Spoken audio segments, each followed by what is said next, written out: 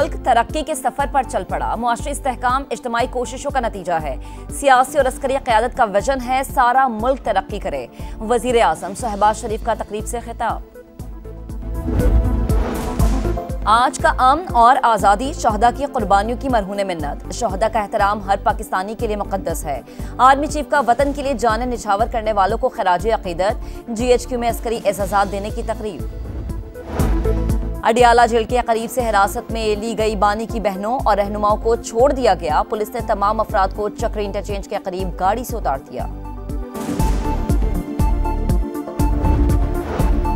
और 18 और 19 अप्रैल को इस्लामाबाद और पंजाब के कई अजला में शदीद बारिश, यालाबारी का इम्कान। नेशनल इमरजेंसी ऑपरेशन सेंटर का अलर्ट जारी। मुआशी महाज पर बड़ी खुशखबरी, करंट अकाउंट सरप्लस के तमाम रिकॉर्ड टूट गए। मार्च में करंट अकाउंट तारीख की बुलंद तरीन सतह 1 अरब 20 करोड़ डॉलर हो गया। फरवरी में current account 9 crore 70 lakh dollar खसारे में था। हुकूमत का नए माली साल का बजट बड़ी ईद से पहले पेश करने का फैसला। कौमी असम्बली का इजलास जून के पहले हफ्ते में बुलाए जाने का इम्कान।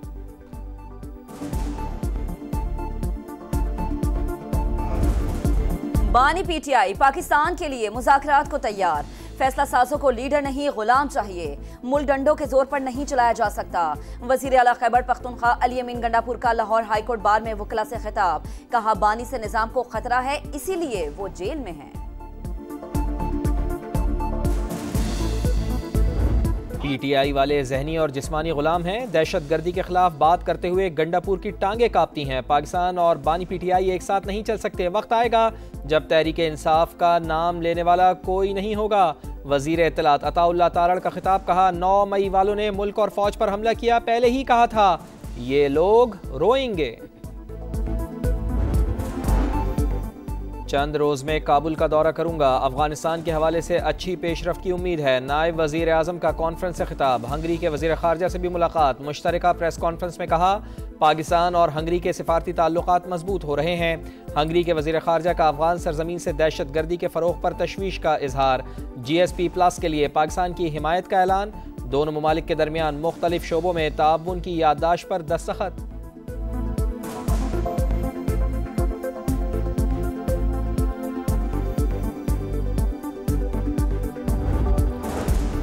पाकिस्तान और बांग्लादेश के दरमियान सियासी उमूर पर मुज़ाकरात का सिलसिला 15 साल बाद बहाल। ढाका में मुशावरती इजलास। पाकिस्तान की नुमाइंदगी सेक्रेटरी खारजा आमना बलोच कर रही हैं।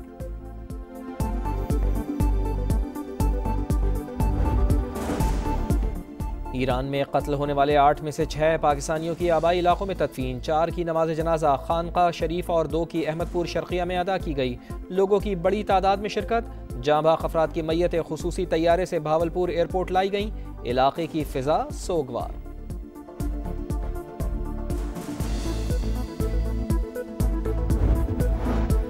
पाकिस्तान और बरतानिया के दरमियान बाहिमी तिजारत 4 अरब पाउंड से 10 अरब पाउंड तक ले जाएंगे। पाकिस्तान में सरमायाकारी चाहते हैं। बरतानवी हाई कमिश्नर जेन मैरियट का leaders in Islamabad business summit से खिताब। कहा पाकिस्तान ने बेहतरीन इक़दामात उठाए जिसकी तारीफ IMF ने भी की। मईशत में इस्लाहात के लिए हर मुमकिन ताउन करेंगे।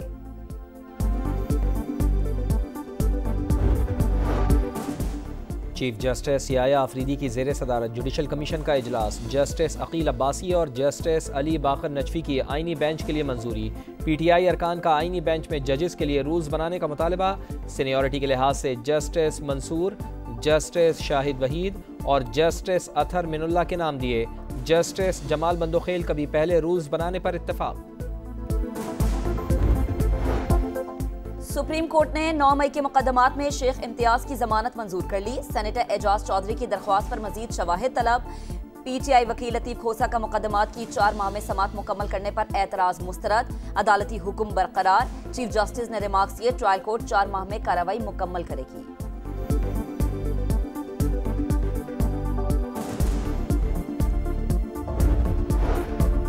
सुप्रीम कोर्ट के आईनी बेंच में इस्लामाबाद हाई कोर्ट के जजेस तबादला और सीनियरिटी केस की समाअत। जो भी फैसला होगा कबूल किया जाएगा। ट्रांसफर जजेस का अपना वकील ना करने का फैसला। अटॉर्नी जनरल ने बताया फिलहाल इस्लामाबाद हाई कोर्ट में मुस्तकिल चीफ जस्टिस की तैनाती जुडिशल कमीशन के एजेंडे का हिस्सा नहीं। अदालत की एडवोकेट जनरल्स को मुशावरत से जवाब दाखिल करने की हिदायत।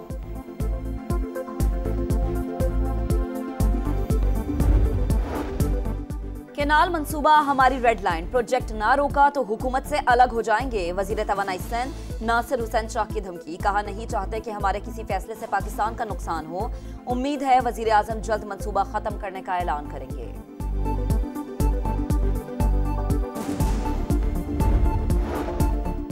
उमरकोट के हल्का NA 213 में ज़िमनी इलेक्शन पोलिंग के बाद वोटों की गिनती शुरू। शदीद गर्मी के बाइस वोटर्स को मुश्किलात का सामना। पीपल्स पार्टी की सबा तालपुर और अपोजिशन उम्मीदवार लाल महली के दरमियान तगड़ा मुकाबला। लाहौर में 3 रोज़ा पंजाबी कल्चर डे की तकरीबात का आगाज। वजीर आला पंजाब मरीम कहा कि पाकिस्तान के डिफॉल्ट की बातें हो रही थी, आज महंगाई कम हो रही है, मुल्क तरक्की कर रहा है, वही वसाइल हैं, लेकिन आज दुनिया पाकिस्तान की तरफ देख रही है। पंजाब की सकाफत दिल के करीब है। जिला वतनी के दौरान वतन की बहुत याद आती थी। असमा बुखारी बोली, सूबाई हुकूमत सकाफत के फरोग के लिए भरपूर इक़दाम कर रही है।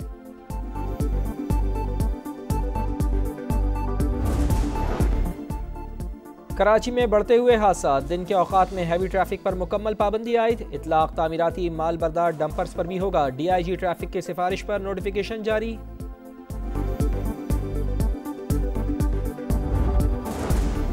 शिमाल हो या जनूब, गजा में फलस्तीनियों पर जिंदगी तंग। जबालिया में अक़वाम मुत्तहिदा के स्कूल पर बमबारी, 6 फलस्तीनी शहीद, 24 घंटों में 40 शहादतें। मजमूई तादाद 51,000 से बढ़ गई। यूनिसेफ का गजा की सूरत हाल पर इजहार तशवीश। इमदाद की फराहमी फौरी तौर पर बहाल करने का मुतालबा।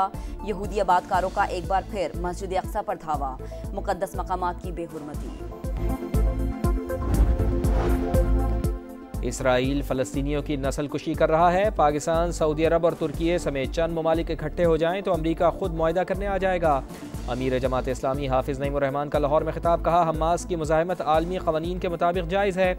इसराइली जारियत के खिलाफ पंजाब के मुख्तलिफ शहरों में एहतजाज। लाहौर की बड़ी मार्केट्स में ताजरों की हड़ताल। फैसलाबाद में भी शटर डाउन। रावलपिंडी में तलबा की रैली।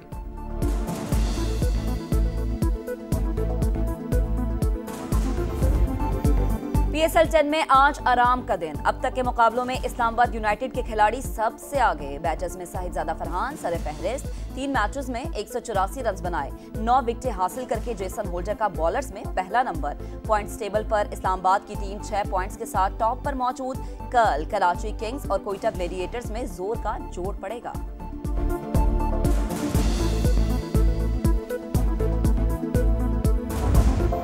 जो है ये जो क्रिकेट खेल रहा है 5-6 साल पहले वाली खेल रहा है। अब वो टाइम नहीं है कि आपको ऊपर से 200 के स्ट्राइक रेट से खेलना पड़ेगा, 200 प्लस के स्ट्राइक रेट से खेलना पड़ेगा, और अगर आप निचले नंबर पे खेलते हैं तो आपको 150 प्लस के स्ट्राइक रेट से खेलना है। अगर रिजवान इस तरह की क्रिकेट खेलता रहेगा तो मेरा ख्याल है इसका टीम में जगह बनाना मुश्किल हो जाएगा, इवन वनडे में। मोहम्मद रिजवान को स्ट्राइक रेट बढ़ाना होगा, वरना T20 तो क्या वनडे में भी जगह बनाना मुश्किल हो जाएगी। साबिक कप्तान मोहम्मद यूसुफ की प्रोग्राम जोर का जोड़ में गुफ्तगू, कहा बाबर आजम और रिजवान दोनों के खेलने का अंदाज एक ही जैसा है, किसी एक को अपना गेम बदलना होगा।